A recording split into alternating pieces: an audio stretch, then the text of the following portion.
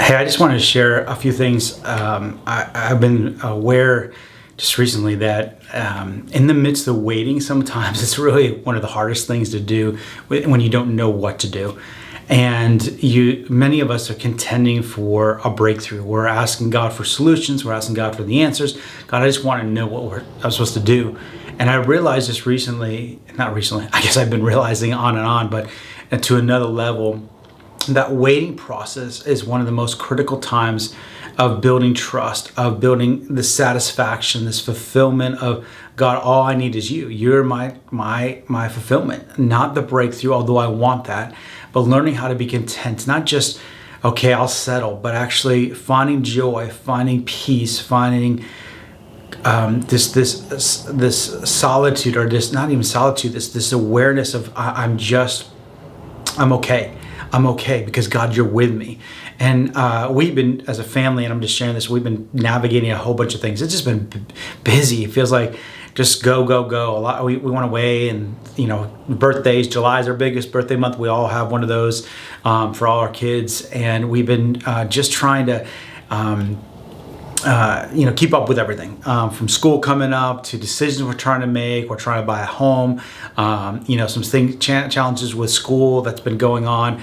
I'm obviously a number of you I'm working with, and we're navigating challenges. You're navigating challenges. You're walking through things. And so I was finding myself tempted, and it just like it was knocking at the door to partner with, to jump in to bed, to kind of say with fear, with pressure. I need to figure this out, because when we're tired, one of the biggest things I realize is what the enemy tries to get us so busy that we're so tired that we have no time for him.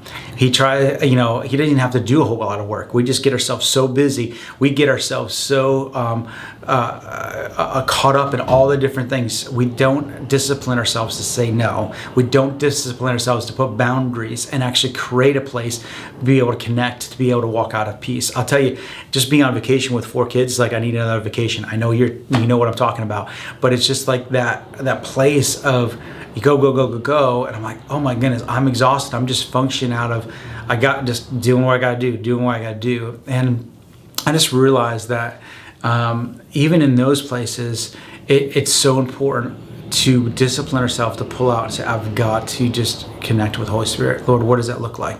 Even if it's 5 minutes or 10 minutes or 20 minutes, whatever it is. On the other side of things, the other thing I realize is as we're making decisions, as we're in that waiting process, and sometimes we just don't know what to do, but we know that but I want to remind you that God is with us. That as you're walking through the process, that God is with you. You can trust him. And I was just reflecting on that this morning. I'm like, God, I don't know the answers to this, but I'm not going to jump into the place of just frustration or striving or fear or just pressure to figure it out, because my tendency is, if it's outside of my hands to do anything, okay, God, I have to trust you. God, I have to trust you. But if there is something I potentially could do, it's not about trusting God anymore. I just go do it. And so sometimes I believe God actually pulls the ability to do things outside of our hands, so that we can just trust him, that we can know we can trust him. It says he's a lamp unto our feet and a light unto our path. Sometimes we got the light going through the path, and sometimes it's just the lamp in front of us. It's one step at a time. And I feel like we're even in our families in that season too, of just one step at a time. Okay, God, I don't see what's going to happen, but I trust you, so take one step.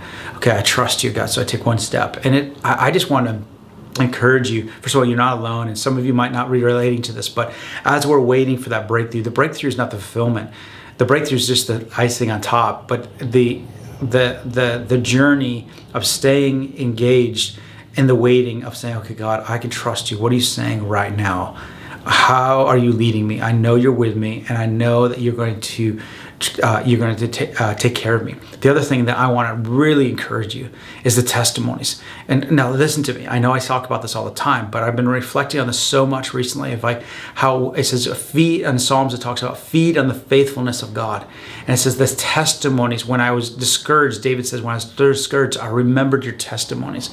And that's one of the things in this season of just walking out things, waiting, or trying to believe for breakthrough, when God says do this and you don't see how that could ever happen, or just trust me, I'm bringing the solution to you. It's like, okay, I'm just waiting here. In that place, we can reflect on, oh wait, God, you did this before. You provided when I needed money back here. You provided an employee when I needed it here. You broke through in this situation. You did this. Just this last week when we were gone on vacation, 3 times our family members lost things. My daughter lost a sandal at the beach. It's a good sized beach, and we came back the next day. We're just going to go back to the beach, but we couldn't find it at any place. So we're coming back, and I said, Lord, wouldn't it be just like you that we walk up there and there's a sandal? And exactly that's what happened. We walked up there and there's a sandal sitting on top of the sand. It was just crazy. It was crazy. My daughter lost her wallet. We were at the aquarium, Monterey Bay Aquarium, huge. She took some pictures. She left her wallet in a corner and she forgot when she went. And about 30 minutes later, she realized, I don't have my camera. Not camera. I don't have my wallet. And it was packed out. We went down to the information center and said, hey, we lost this. I go, what's your name? Said the name. They're like, yep, got it right here. And so security brought it down for her. Crazy. Just like that. And then the next day, my son bought like a little squishy ball, green squishy ball. And he had to get out of the car, got up to the hotel room that night, going to bed. He couldn't find it. He's like, where is it? And in the midst of it, he went down the next morning to the front desk, said, hey, he's like, Dad, can we just ask him? I'm like, yeah, but a squishy ball, come on. And so he went down to the front desk and said, hey, did you happen to see a squishy ball? And this is what happened. He goes, oh, actually somebody said they saw something outside. Is it like lime green? He goes, yeah. Went outside, he looked and couldn't find it. And then the guy looked in the trash can, the first one, nothing. Second one, there it is sitting on top. Just kind of crazy. So I just want to release those testimonies. First of all, that things that have been lost will be found, but also how the goodness of God is like, God, you just care so much. So I reflect on the testimonies. I reflect on how God has been just encouraging me to remember what he's done. So I know it's a little bit longer, but I hope you can just listen to it, at least if nothing else. Just listen to it. It may be an encouragement to you that you'll feel life, that you'll feel hope, that you'll feel encouraged in the season, that you can trust him. And sometimes you're just walking like, God, all I know to say is I can trust you. I can trust you. I can trust you. But remember the testimonies. Remember what he's done. Just recall those things in the season, because we've got to keep our mind engaged on truth, not partnering with lies.